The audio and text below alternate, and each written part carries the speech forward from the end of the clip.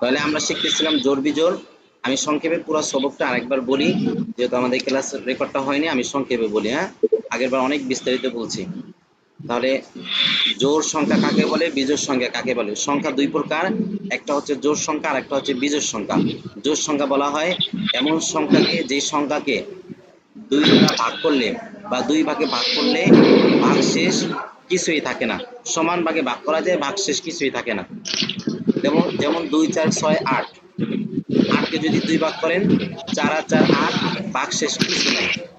সমান ভাগে দুই ভাগ করছেন, ভাগশেষ কিছুই নাই। 6কে যদি ভাগ করেন 3 আর 3 6, দুই ভাগ করছেন, ভাগশেষ কিছুই নাই। আর বিজোড় সংখ্যা থেকে যদি আপনি ভাগ করতে যান তাহলে ভাগশেষ 1 থাকবে। তাহলে বিজোড় সংখ্যা বলা হয় এমন সংখ্যাকে, যে সংখ্যাকে দুই দ্বারা ভাগ করলে বা দুই ভাগে ভাগ করলে ভাগশেষ অবশিষ্ট এক সংখ্যা থাকবে। যেমন আপনি 9কে দুই ভাগে ভাগ করলেন, 4 আর 4 8, তাহলে আপনার হাতে আছে 1, তাহলে এটা হচ্ছে বিজোড় সংখ্যা, কারণ 9কে দুই ভাগে সমান ভাগে ভাগ করা যায় না, ভাগ করতে গেলে আপনার হাতে 1 থাকবে, তাহলে এটা বিজোড় সংখ্যা। 7কে যদি আপনি ভাগ করতে যান তাহলে 3 আর 3 6, 3 আর 3 6, আপনার ভাগশেষ 1 থাকে 7। তাহলে সংক্ষেপে আবার বলি, সংখ্যা দুই প্রকার, একটা হচ্ছে জোড় সংখ্যা আর একটা হচ্ছে বিজোড় সংখ্যা। জোড় সংখ্যা বলা হয় এমন সংখ্যাকে, যে সংখ্যাকে দুই ভাগে সমান ভাগে ভাগ করলে ভাগশেষ বা অবশিষ্ট কিছুই থাকবে না সমান ভাগে ভাগ করার পরে। আর যদি যেমন 2 4 6 8। আর যদি বিজোড় সংখ্যা বলা হয় এমন সংখ্যাকে, যে সংখ্যাকে সমান ভাগে দুই ভাগে ভাগ করলে বা দুই দুই ভাগে ভাগ করলে ভাগশেষ বা অবশিষ্ট 1 থাকবে, সমান ভাগে ভাগ করা যাবে না। যেমন 9কে সমান ভাগে ভাগ করা যাবে না, 4 আর 4 8, হাতে 1 থাকে, অবশিষ্ট 1 থাকে। আচ্ছা, এগুলা বাচ্চাদেরকে আরো কিভাবে সহজে শিক্ষা দিবেন আমি বলছিলাম বিস্তারিত, যে আপনার হাতে 3টা চক নেবেন, বড় বড় চক নিয়া বলবেন এই 3টা চককে আমি যদি দুই ভাগে সমান ভাগে ভাগ করে দিতে পারি, অবশিষ্ট যদি একটা চক না থাকে, তাহলে এই 3 সংখ্যা বা 3টা চক, এটা হচ্ছে বিজোড় সংখ্যা।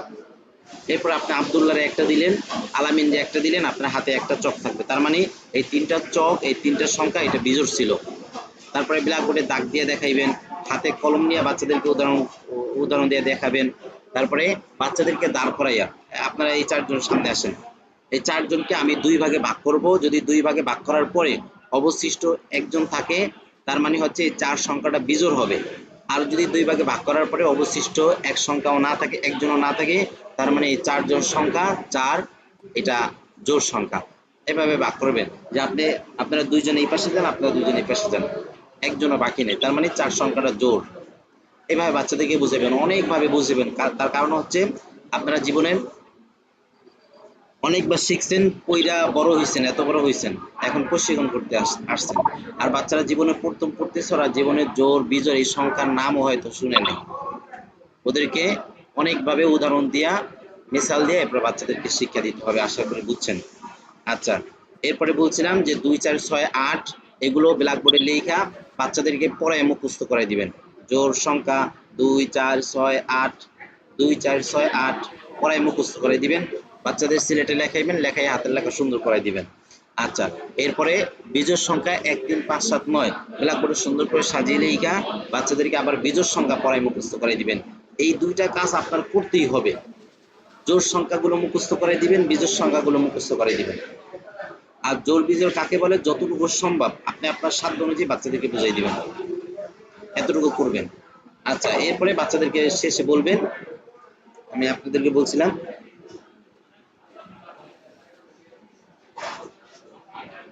যে বড় সংখ্যা আমরা জোড় বিজোড় কিভাবে চিনবো। হয়তো অনেকে মনে করতে পারে এই সংখ্যার মধ্যে যদি বেশি জোড় থাকে তাহলে পুরো সংখ্যাটা জোড় হবে, বেশি বিজোড় থাকে তাহলে পুরো সংখ্যাটা বিজোড় হবে না। বিষয়টা এরকম না। বিষয়টা হচ্ছে যত বড় সংখ্যা হোক, আমরা দেখব এই বড় সংখ্যার শেষের সংখ্যাটা কি আছে।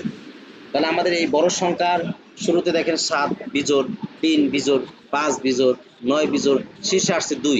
2 সংখ্যাটা কিন্তু এগুলা সবার থেকে ছোট সংখ্যা, কিন্তু 2 সংখ্যাটা জোড়।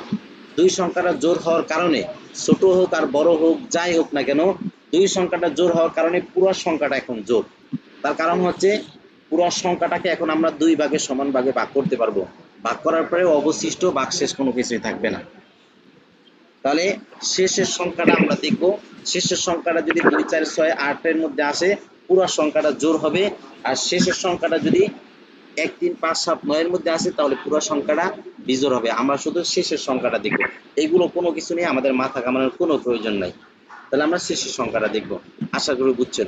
এরপরে শেষে যদি শূন্য থাকে, শূন্য কোনো মূল্য নাই, শূন্য কোনো দাম নাই।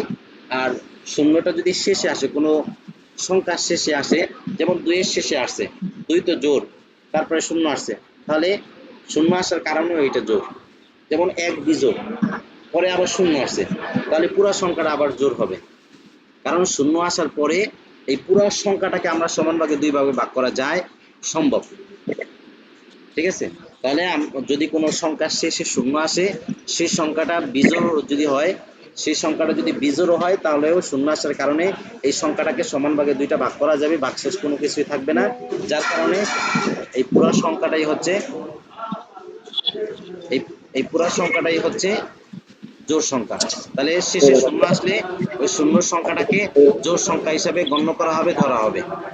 আশা করি বুঝছেন। হ্যাঁ, আগেরবার বিস্তারিত বলছি, এবার শুধু রেকর্ড করার জন্য পুরো সবকটা একবার বলে দিলাম।